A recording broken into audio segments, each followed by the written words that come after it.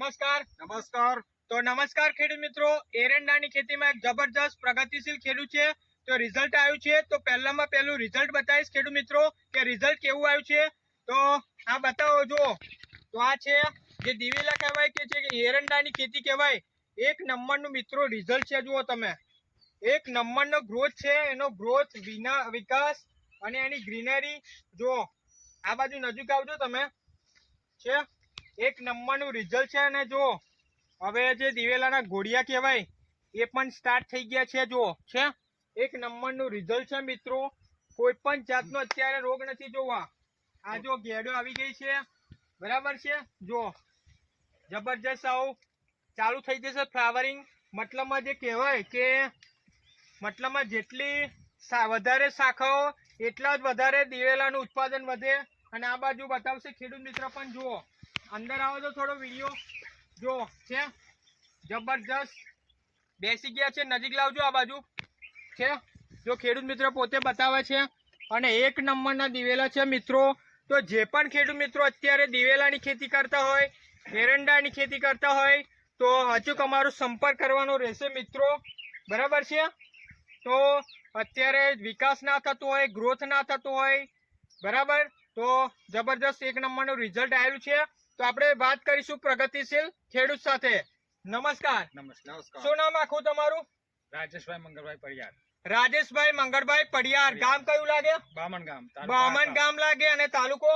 આકલાવ. તાલુકો આકલાવ લાગે. અને જિલ્લો આણંદ લાગે. ઓકે. તો આ કેટલા વીઘામાં દિવેલાની ખેતી બનાવેલી છે? 1.5 વીઘામાં એમને ખેતી બનાવેલી છે એરંડાની. ઓકે. તો મતલબ આ દિવાલામાં રિઝલ્ટ કેવું છે અત્યારે? Result complete. એક નંબર. એક નંબર ખેડૂત મિત્રો રિઝલ્ટ છે. તો ઘણા બધા અત્યારે દિવેલાની સિઝન જબરજસ્ત ચાલી રહેલી છે. તો જેટલા પણ ખેડૂત મિત્રો જે વિડીયો જોશે, બરાબર, તો આ જોઈ લો. એક નંબરનું ટોપ નંબરનું રિઝલ્ટ છે મિત્રો, બરાબર છે. 1.5 વીઘું છે ને? હા, 1.5 વીઘું. બરાબર. અને આમાં શરૂઆતમાં તમે કઈ રીતે ટ્રીટમેન્ટ આપેલી હતી આપણી? સલ્ફેટ પેલું ભૂમિ આલેલો, બરાબર છે. તો મિત્રો એમને સલ્ફેટ ખાતર લીધેલું છે. અને આપણું આ ભૂમિ પરિવર્તન ખાતર જે કિલોના પેકેજમાં આવે એ આપેલું છે. કેટલી વાર આપેલું છે? 2 વખત. 1 કિલો, બરાબર છે. 1 કિલો ખાતરમાં મિક્સ કરીને આપેલું છે સલ્ફેટ ભેરું. અને આપણી આ દવાના જે છે છંટકાવ એ કેટલી વાર આપેલા છે? 2 વખત. 2 વાર એમને છંટકાવ મિત્રો આપેલા છે. તો તમે પરિણામ જોઈ લો. એકદમ ઉપરથી પણ બતાવો જો, બરાબર છે. નવી નવી શાખાઓ, નવી નવી બ્રાન્ચીસ.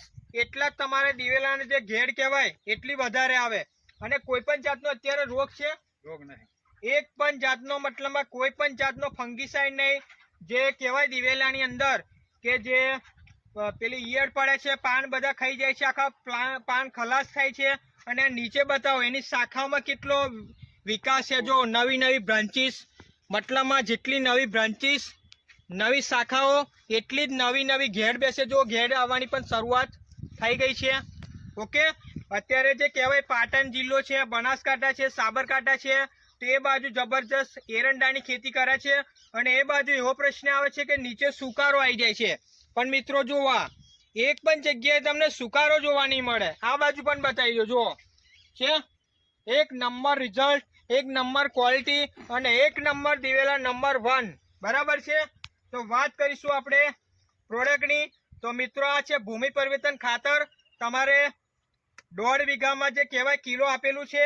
તો આમાં 16 જાતના ખાતર છે, જેવા કે copper, sulphur, zinc, boron, humic, સેવિર, folic, amino, nitrogen, phosphorus, potash.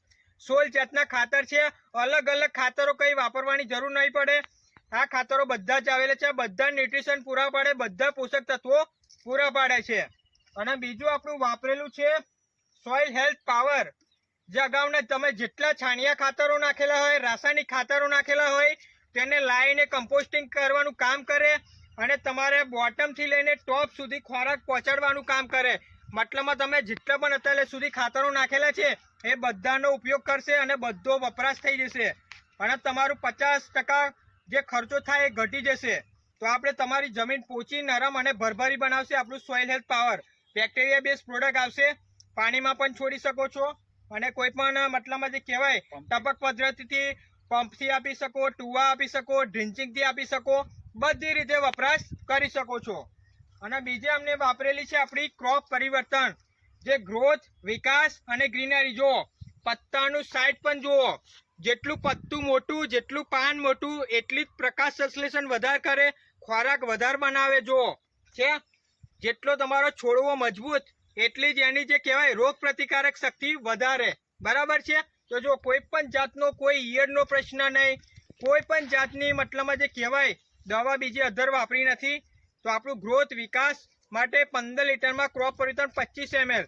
અને બીજી આપણે પહેલેથી જ એમને વાપરેલી છે પેસ્ટ ઓર્ગો, જે ચૂસિયા પ્રકારની જીવાત આવે જેવી કે કથેરી આવી જાય, થીપ્સ આવી જાય, વ્હાઇટ ફ્લાય આવી જાય, મિલીબગ આવી જાય, ઉડતી લીલી પોપટો આવી જાય, પોપટી આવી જાય, મોલોમસી આવી જાય, ફંગીસાઇડ આવી જાય, ફ્લાવરિંગનું પણ કામ કરે.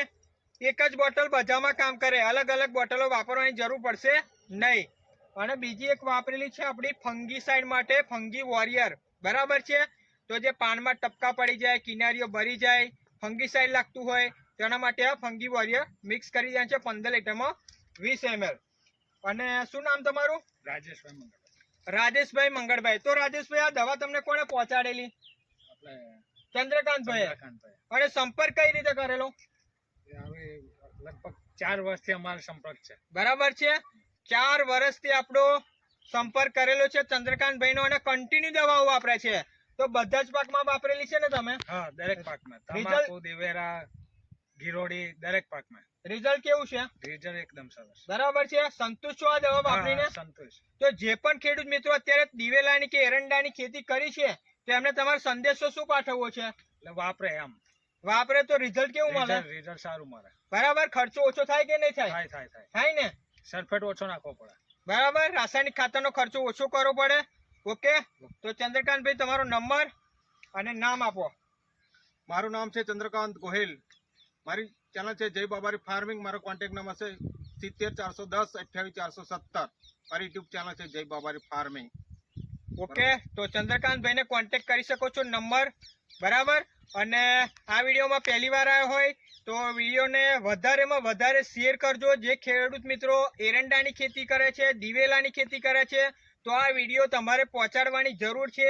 આવા સરસ મજાના દિવેલા ખેડૂતના થાય અને ખેડૂતની આવકમાં વધારો થાય મિત્રો.